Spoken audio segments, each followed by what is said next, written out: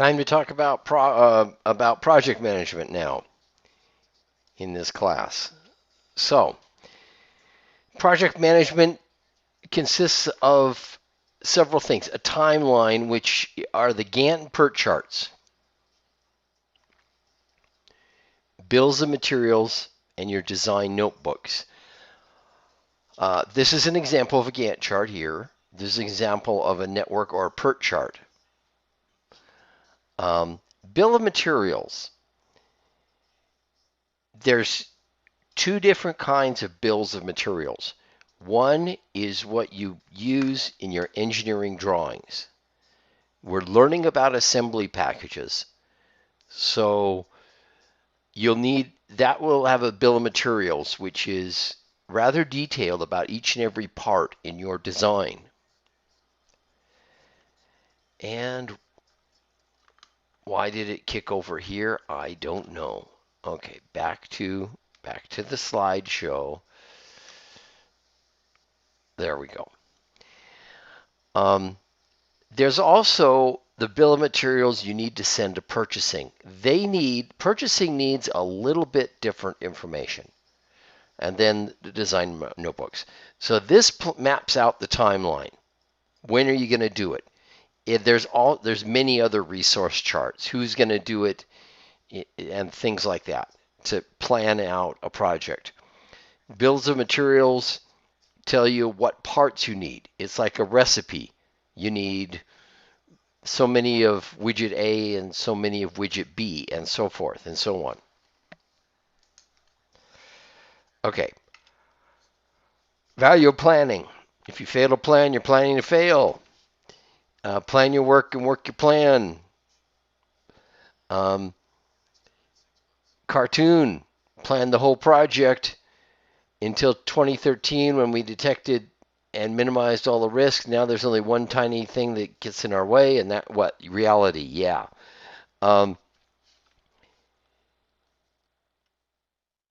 As good as you plan, every project has hiccups. Why does it keep coming back to this window? Okay, come on. Where's my slideshow?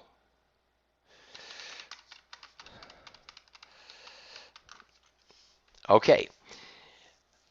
That doesn't detract from the value of the plan. You adjust your dates and you keep going, and eventually you get done. The Boeing 787 was 2 years behind schedule because they had lots of problems with those carbon fiber composites. Here's how you plan the timeline. We've seen this before. I went over this before.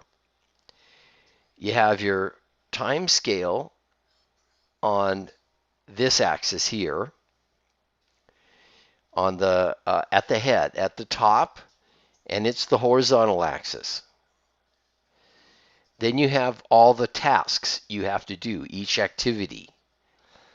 And it's vertically going down from the ones you have to do first down to the ones that come last. And there might be some mix-up in order, but basically you should see a stair step, something like this. This little thing shows you dependencies. These little arrows, you got to finish this before you do this, and so on. Could this design be accelerated? Maybe so. But you'll notice you have two people working. How are you going to divide up the work? If this takes all of his time for a day, and then all of it is time for these two people's time for a day, and so forth, and you don't have a third person, well, you can't do a lot of things in parallel. So some of these could be done in parallel, for example. If you had more people, that was the quality cost time triangle we saw earlier in a slide. The scope, quality or scope. How big is your project? Are you going to narrow your project down to a smaller project? Are you going to make the scope less so that you can meet the deadline with the time constraint with the resources that you have? Those are all things you have to take into consideration when planning on a project. And remember, everything takes at least twice as long as you think, sometimes even more. So, I already mentioned this task sequence down the left-hand side. Task duration is those bars. Task dependency are the little arrows. Now, the Excel template we have doesn't show the dependencies in arrows, but you can create this, dependencies. So, what happens if you get off track?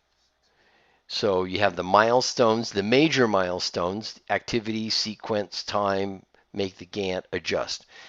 So, you could go anywhere. In other words, there might be a hiccup at any one of these places, and you're going to have to go back and adjust your Gantt chart. So you form it and you go back and you say, well, how do we have to change things? And you form it and you go back and forth a little bit. It doesn't take that long. When you look at the Excel spreadsheet, it takes a few minutes to make a Gantt chart. The hardest part is going to be to define activities that are chunks, that this is a certain activity, and I'm going to allot this much time for it. Mowing your grass, for example. You don't want to get to the fine detail of uh, fill up the tank, you know, take it out to the take it out to your yard, start up the motor, and then cut the grass, and then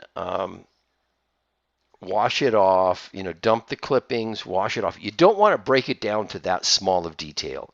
Mow the lawn is your activity. You've had experience doing it. You know how much time it takes. Let's say uh, with all the messing around, it takes maybe 2 hours. 1 hour to actually cut the grass, and another hour to get the lawnmower out and do all the other rigmarole with it and wash it off later and dump the clippings and things like that. So, you know, that would be a plan for 2 hours. That's one activity. Okay. List all the activities, things you need to. So here's a moving moving day. What are all the activities you have to do? Things you need to buy, set up the computer, put things away, list them all. Uh, so this is a network. This is a flow chart. You'll notice. So we've studied flow charts. You should have studied flow charts in ECE 102. This is like a flow chart. I shouldn't say it is a flow chart. It's like a flow chart. In a flow chart, you'd have a decision here. In this branch, what you'd be doing is some people will go off and do one branch, and the other people will go off and do another branch.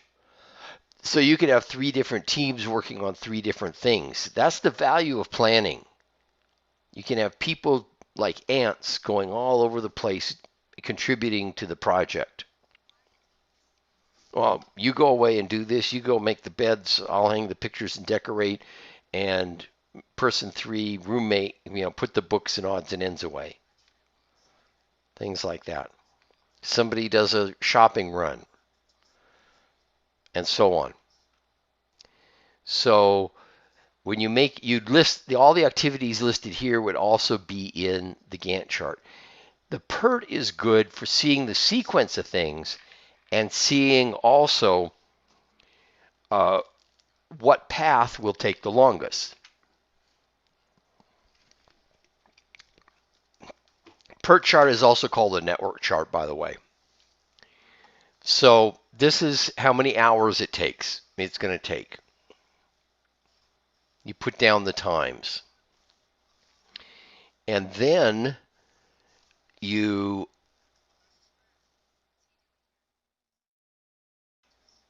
put down all the times. Then you ask what's going to take the longest. Well, let's see. 1, 3, 3, 1. That's 8 hours from here to here if I go this path. 5 hours to go from here to here. So this would be the critical path right through here. and then the 3 hour, and then how do we like it? Do we need to adjust? You go in, you walk around, uh, and you say, okay, last minute things to do before we call it done and we're in. Like any moving day, you look and say, oh, I don't like this there. Anyway, you kind of take a look and see how things are. Okay, I mentioned the critical path. You mark it, you highlight it somehow. A lot of times they'll highlight it in red so that it's highly visible. This is a small project. For big projects, it's especially valuable because then the project manager knows to really focus on this to make sure this team gets its work done. And that this team gets its work done. That they're pushing on this critical path to make sure they hit all the marks when they're supposed to on the critical path. In a construction project, the Boeing 787, of course, that was a research and development project. The second time they make one, they'll probably have a schedule for it that's going to be more reasonable, that they're going to hit better. They know how much everything takes time. And as they refine that, as they go through the process a few times, they're going to figure out the times much more accurately. Oh, we need a 787. We just had somebody buy a 787, so how long is it going to take? And you map it out. Construction projects are similar to that. If you've done something a lot of times, the construction people have a Gantt chart and a PERT chart like this and set up, well, pour the foundation, frame, roof, and so forth. Keep going.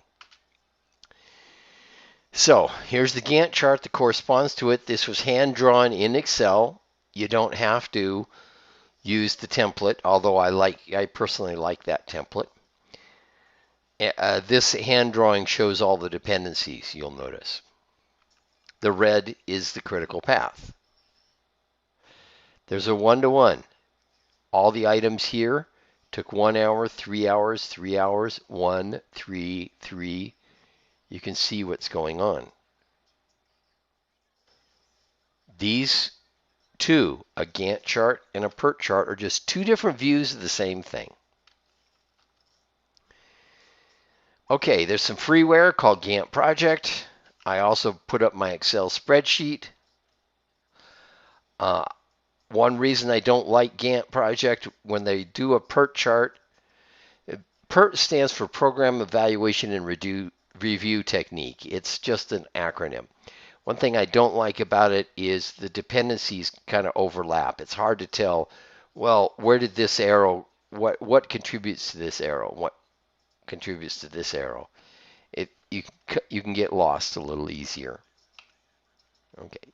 Well, I'm going to stop the video here, pick up bill of materials in the next video.